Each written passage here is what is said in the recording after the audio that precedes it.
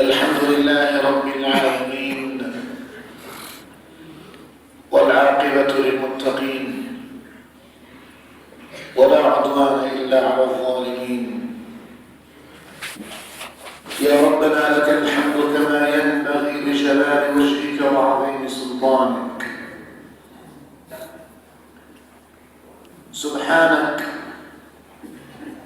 لا نحصي ثناء عليك أنت كما أثنيت على نفسك. اللهم لك الحمد في الأولين ولك الحمد في الآخرين ولك الحمد دائما بدوام ملكك كاملا بكمال صفاتك تاما بتمام إنعامك وإفضالك. وأشهد أن لا إله إلا الله وحده لا شريك له، وأشهد أن محمدا عبده ورسوله وصفيه وخليله، أرسله على فترة من الرسل فأدى الأمانة وبلغ الرسالة وجاهد في الله حتى أتاه اليقين. جاءت سليمان يوم العرض هدهدة تهدي إليه فراشا كان في فيها، وأطرقت بلسان الحال قائلة إن الهدايا على مقدار هاديها، لو كان الهدى للإنسان قيمته فدون قيمتك الدنيا وما فيها. سيدي يا رسول الله، اللهم صل وسلم وبارك عليه واجمعنا به في أعلى درجات الجنة لا خزايا ولا ندامة. فإنا وعزتك ما أحببنا حبيبا كحبه ولا اشتقنا إلى أحد كشوقنا إليه. اللهم صل وسلم وبارك عليه وآله وأصحابه. يقول ربنا معاشر المسلمين في كتابه العظيم: يا أيها الذين آمنوا اتقوا الله ولتنظر نفس ما قدمت لغد واتقوا الله. وكان آخر ما نزل من كتاب الله سبحانه: واتقوا يوما ترجعون فيه إلى الله. نحن اليوم مع قوله سبحانه: فلولا كان من القرون من قبلكم أولو بقية ينهون عن الفساد إلا قليلا ممن أنجينا إلا قليلا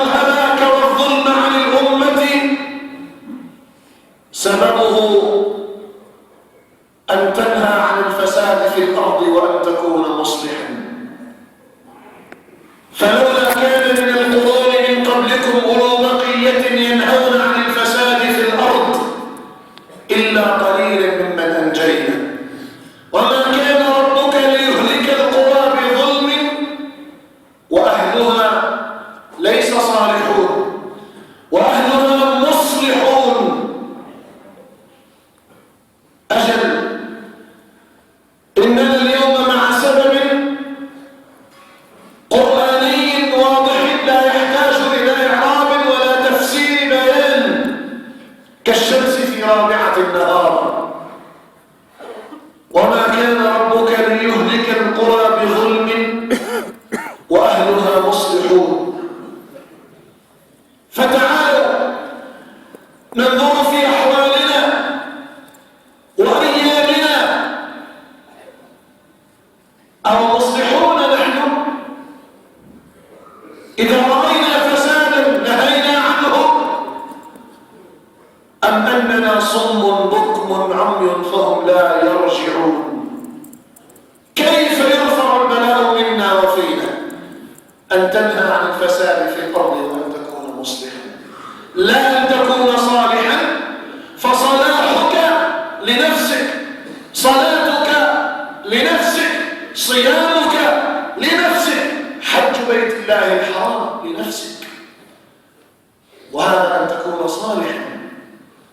وهو أمر تكرر في أكثر من 50 موضعا في كتاب الله عز وجل يأمرك بالصلاح.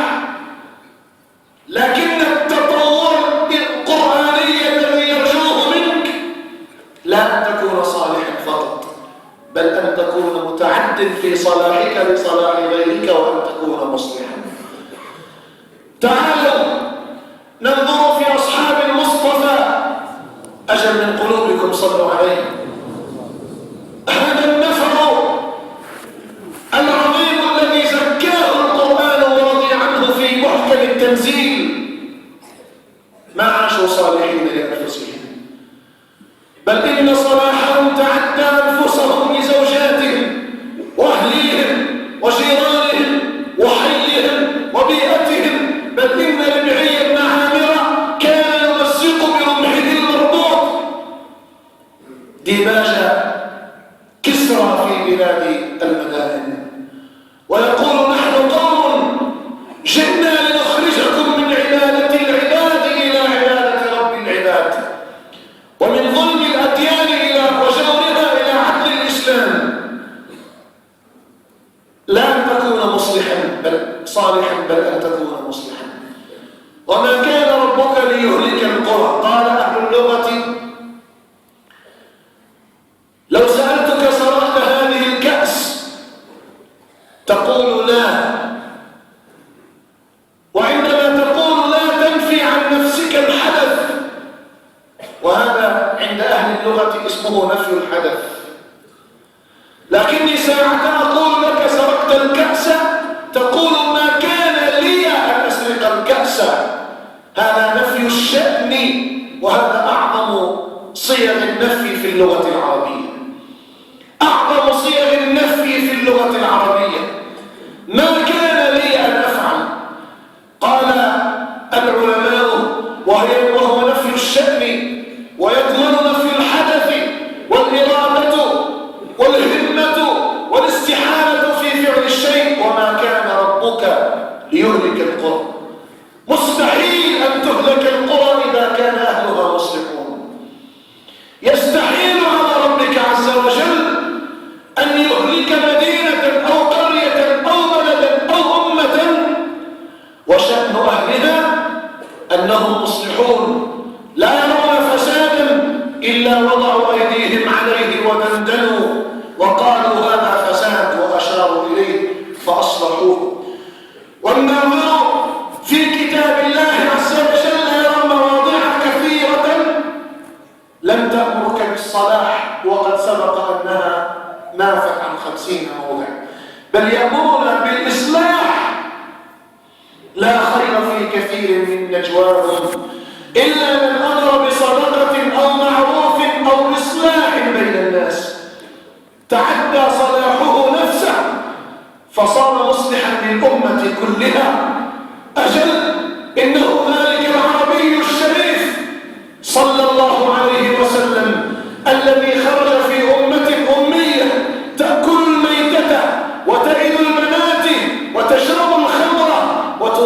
بعضها أو يدل بعضها على بعض من أجل فرس.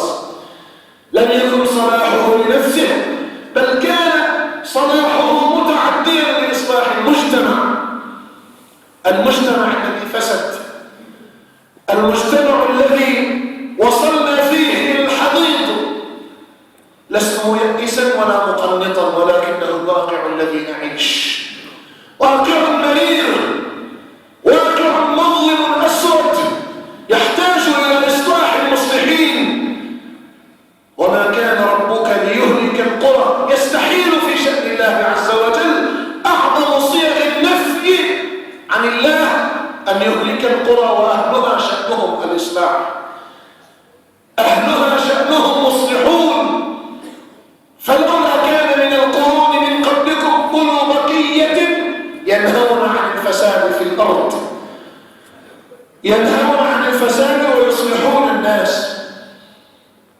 والذي يرى صرخة شعيب على نبينا وعليه السلام في قومه، شعيب الذي جاء إلى أمة مشركة دعاهم إلى توحيد الله عز وجل، ومن ثم دعاهم ألا يبخسوا المكيال والميزان. فساد، تذهب لتشتري الخبز من الفرن وإذا بالوزن ينقص 10 جرام 20 جرام أحيانا أكثر. شعيب نبي من أنبياء الله بعث في أمة وظيفته فيها أن يدعوهم إلى الله وأن لا يبخسوا المكيال والميزان. أجل نبي عظيم يبعث من أجل أمر تظنه أنت بسيط وهو عند الله عز وجل عظيم. نعم، قال شعيب لقومه إن أريد إلا، ما قال إلا الصلاح، نعم هو مأمور أن يكون صالحا، قال إن أريد إلا الإصلاح ما استطعت وما توفيقي إلا بالله عليه توكلت وإليه أنيب. إصلاح، والإصلاح أعظم وأشمل من الصلاح يرحمنا وإياكم الله. وما ظهر في أمة إلا انتفى عنها هلاك الله سبحانه، بل إن علماء التفسير تجاوزوا ذلك، ما نص عليه صاحب المنار وما نص عليه الآلوسي وغيرهم، قالوا بأن الله عز وجل لا يهلك أمة كافرة إذا كان شأن أهلها الإصلاح بينهم. وكلامهم صحيح. انظروا الآن للأمم الكافرة التي نعتقد غيرا بأنها كافرة، انظروا إلى الأمم الكافرة كيف سادت الأرض، كيف سادت الأرض بإصلاحها وأهلها مصلحون، وأهلها مصلحون. بالأمس أرسل لي بعض الإخوة له صورة في عربة يسير يسوقها في طريق، يقول لي شيخ أنا ممنوع أخرج إلى اليسار لأن هذا اليسار مخصص للإسعاف وللسيارات الكهربائية فقط، أما اليمين ممنوع أخرج، وإذا خرجت ذهبت انتهيت وكنسلت إقامتي وأرسلت إلى بلدي. إصلاح هذا فساد، هذا طريق مخصص. أمم سادت العالم بحضارة ظاهرة مادية أصلحت فيما بينها وبين نفسها فسودها الله على الناس. وأمة القرآن، أمة لا إله إلا الله، أمة فمن يعمل مثقال ذرة خيرا يره، أمة في الحضيض، أمة في الحضيض ساد فيها حديث ما دخلني، ساد فيها فقه الحيط الحيط يا رب الستر، ساد فيها حديث كلها حديث مكذوبة تخالف نصوص القرآن العظيم وسنة المصطفى بعد أن تصلوا عليه. إن أريد إلا الإصلاح ما استطعت. أيتها الأخت الفاضلة الشريفة العفيفة من أكرمها الله عز وجل بلباس الإسلام ورقة الإيمان، أراك في الشارع تسيرين مع ابنتك وبنتك أيتها الشريفة كاسية عارية مائلة مميلة. مين هي؟ بنتي شيخ، بالله عليك بنتك هي؟ كنت في بعض رحلات العمرة ونزلنا على استراحة في أراضي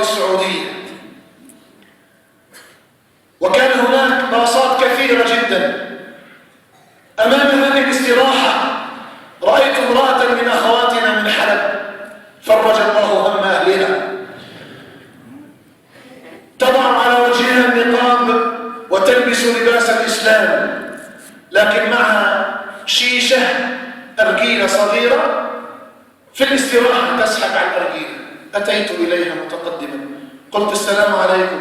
قلت أختي أنا فلان، وهذه الأفواج كلها بفضل الله بخدمتها أنا، ممكن أنصحك نصيحة؟ قالت تفضل يا ابني. قلت لها إما أن تكسري هذه الشيشة وتذهبي إلى مكة المكرمة فتؤدي العمرة، وإما أن تكسري العمرة وترجعي إلى حلب. والله ما هي إلا لحظة واحدة حتى لفت هذا البربيش عليها واعتذرت لي وهي لا تعرفني وليست من فوجي. إن أريد إلا الإصلاح ما استطعت، ما ذهبت رقبتي عن رأسي. أجل. قلت إما أن تكسري هذه الشيشة وتذهبي للعمرة، وإما أن تكسري العمرة وتمزقي الجواز وتعودي إلى حلب. لا يستقيم هذا وهذا. وما كان ربك ليهلك القرى بظلم وأهلها مصلحون. هل فكرت أن تنصح فاسدا مفسدا يفعل الفاحشة؟ الجواب لا. ليه؟ لأنه ما دخل، ليس صحيحا، ليس صحيحا. فقد سبق معنا في الأسبوع الماضي أن جبريل عليه السلام أمر بقرية أن يهدمها، فقال يا رب إن فيها رجل صالح عبدك فلان. قال يا جبريل ابدأ به فإنه رأى المنكر ولم يتمعر وجهه لأجله. قالت عائشة يا رسول الله أنا أهلكه وفينا الصالحون؟ قال نعم إذا كثر الخبث. أيها الناس، الحريق في بيت لا يحرق أهل البيت فقط، بل إن تعديه قد يتعدى إلى جواره وجواره وجواره. وإن الغرق لا يأخذ قسما من السفينة، بل إن الغرق يأخذ السفينة كلها. إن أريد إلا الإصلاح ما استطعت. يستحيل في حق الله أن يهلك قرية ولو كانت كافرة، شرط أن يكون أهلها مصلحون. فحي هلا يرحمكم الله على إصلاح ذات بيننا، وإصلاح مجتمعاتنا، وإصلاح بيوتنا، وإصلاح الناس، ونصيحتهم بالكلمة الطيبة.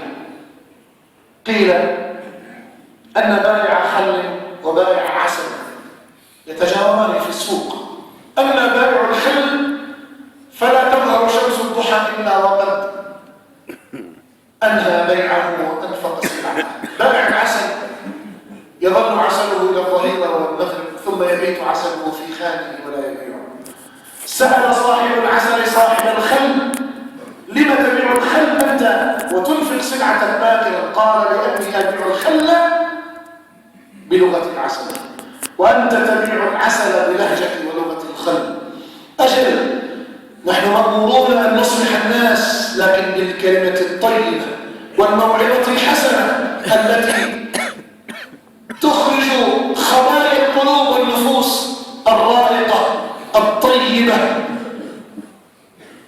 قال تعالى فذكر إنما أنت مذكر لست عليهم بالمسيطر. تدعوهم تصلح فسادا، تنصح ثم تمضي، فإذا انتصح كان في صحيفتك إلى يوم القيامة، وإلا فقد تفرقت أمام الله عز وجل ذمتك. اللهم أصلح قلوبنا وأحوالنا وبيوتنا وبلادنا، وارفع اللهم مقتك وغضبك عاجلا عنا. أقول ما تسمعون واستغفر الله فاستغفروه فيغفر لكم.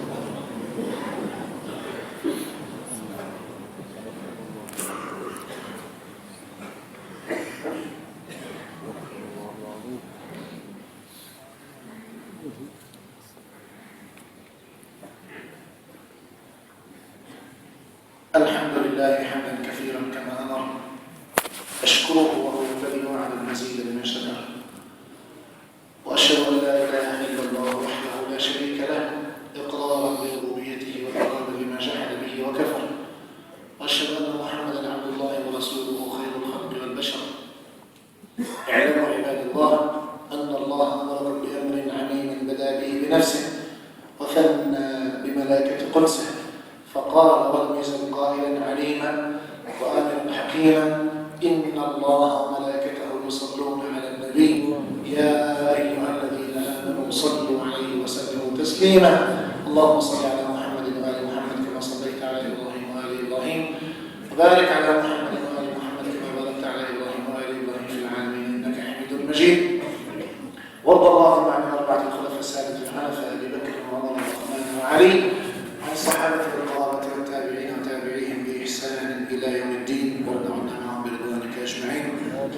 أيها السادة، هذه الآية التي بين أيدينا تشمل النهي عن الفساد أيا كان، لكنها تختص في إصلاح ذات البين. إصلاح ذات البين وأهلها مصلحون. أن تصلح ذات البين، أسرة متفرقة متشددة، إخوة متخاصمين، آباء وأبناء متفارقين، أن تكون هذه وظيفتك في زمان فسد فيه الناس وطغى فيه وصار الحق باطلا والباطل حقا والأمين خائنا والخائن أمينا. ليس الزمان الذي يفسد، لا، الناس تفسد داخل الزمان.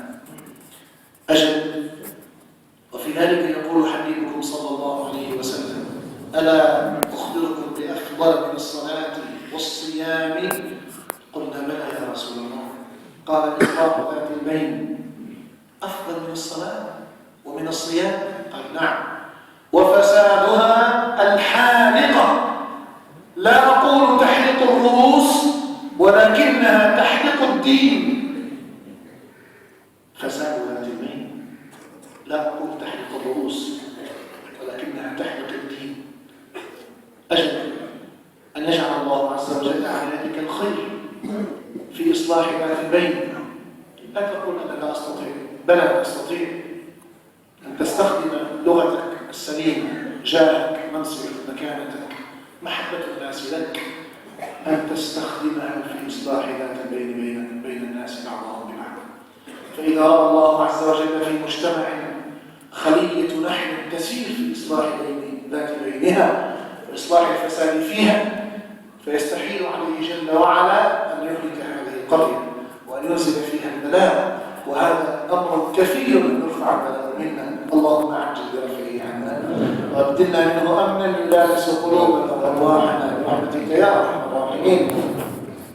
معاشر المسلمين، أن ضيوفكم لهذا اليوم شاءوا يجمعون لاتحاد الجمعيات الخيرية للعمليات الخيرية ولذلك الأمان للأيتام، فمدوا لهؤلاء الإخوة إلى العون وأجزلوا لهم العطاء، واعلموا أن ما زرعتم في دنياكم تحصدوه في أخراكم، واعلموا أننا في ساعة إجابة لا يوافقها عبد يسأل ربه دنياه وأخراه إلا قيل لبيك عبدي، وأن أغلب أهل التفسير على أنها ساعة دعاء الخطيب. اللهم لك الحمد في المبتدأ ولك الحمد في المنتهى ولك الحمد في الأولى والآخرة ولك الملك وإليك يرجعون. نسألك بأسمائك الحسنى وصفاتك العليا ونور وجهك الذي أشرقت له الظلمات وصلح عليه أمر الدنيا والآخرة أن تصلي اللهم على نبينا محمد وعلى آله وصحبه أجمعين، وأن تقضي في هذه الساعة حاجاتنا، وأن تستر فيها عوراتنا، وأن تؤمن فيها روعاتنا، وأن تحيينا على لا إله إلا الله، وأن تقبضنا على لا إله إلا الله، وأن تجعلها آخر كلامنا من الدنيا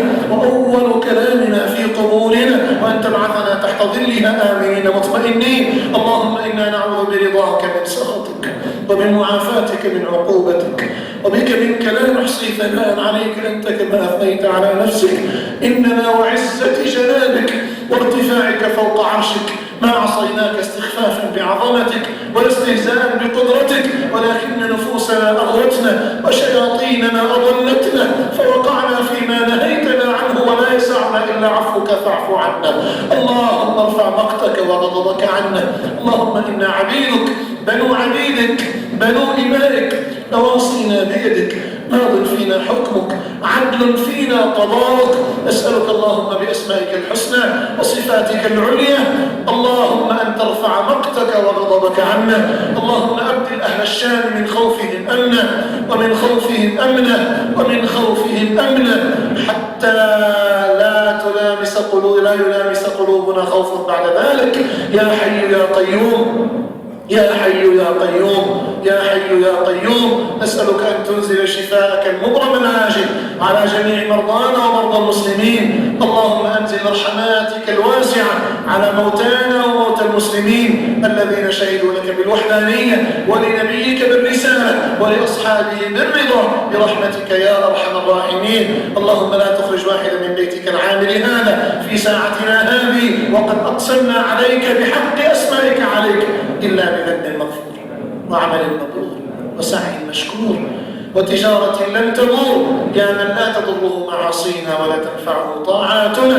يا من أنت الغني عنا. صل اللهم على نبينا محمد وآله وأصحابه، واغفر لنا ولوالدينا أحياء وميتين، واجعل صالح أعمالنا في صحائفهم إلى يوم الدين، وانفعنا من بركات برهم ورضوانهم يا حي يا قيوم. وآخر دعوانا أن الحمد لله رب العالمين. عباد الله، إن الله يأمر بالعدل والإحسان وإيتاء ذي القربى وينهى عن الفحشاء والمنكر والبغي يعظكم لعلكم تذكرون. فاذكروا الله يذكركم واشكروه يزدكم، والله يعلم ما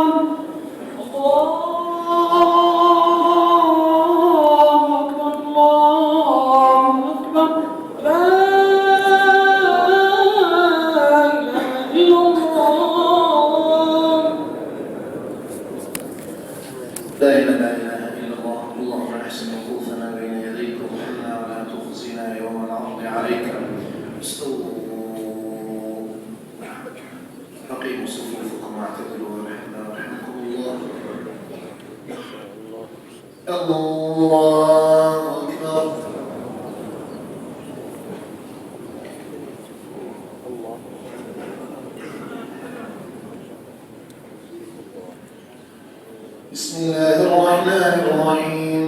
الحمد لله رب العالمين، الرحمن الرحيم، مالك يوم الدين. إياك نعبد وإياك نستعين، اهدنا الصراط المستقيم، صراط الذين أنعمت عليهم غير المغضوب عليهم ولا الضالين.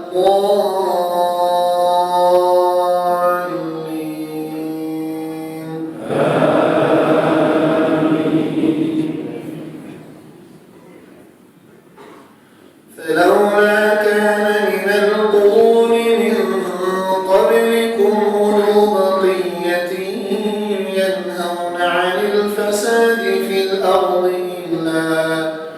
إلا قليلا ممن أنجينا منهم، واتبع الذين ظلموا ما أترفوا فيه وكانوا مجرمين.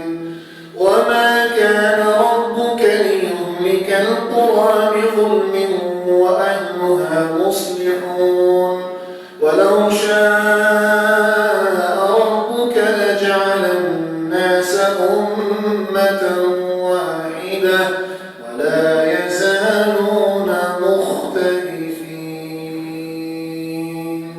الله.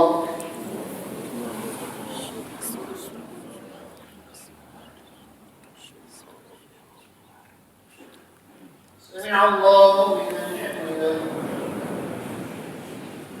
الله.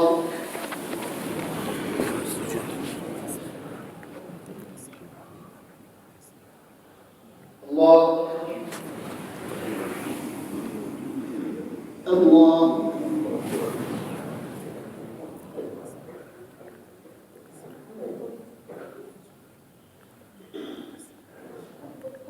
الله أكبر. بسم الله الرحمن الرحيم. الحمد لله رب العالمين، الرحمن الرحيم، مالك يوم الدين. إياك نعبد وإياك نستعين، اهدنا الصراط المستقيم، صراط الذين أنعمت عليهم غير المغضوب عليهم ولا الضالين.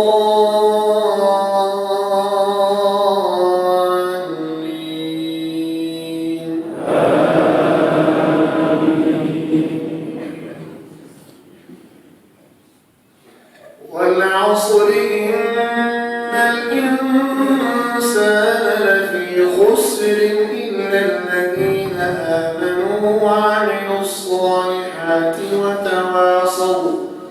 وتواصوا بالحق وتواصوا بالصبر. الله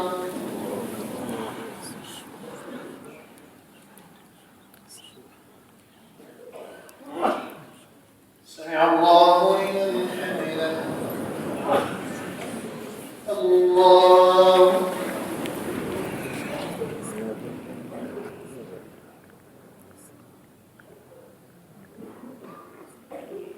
الله الله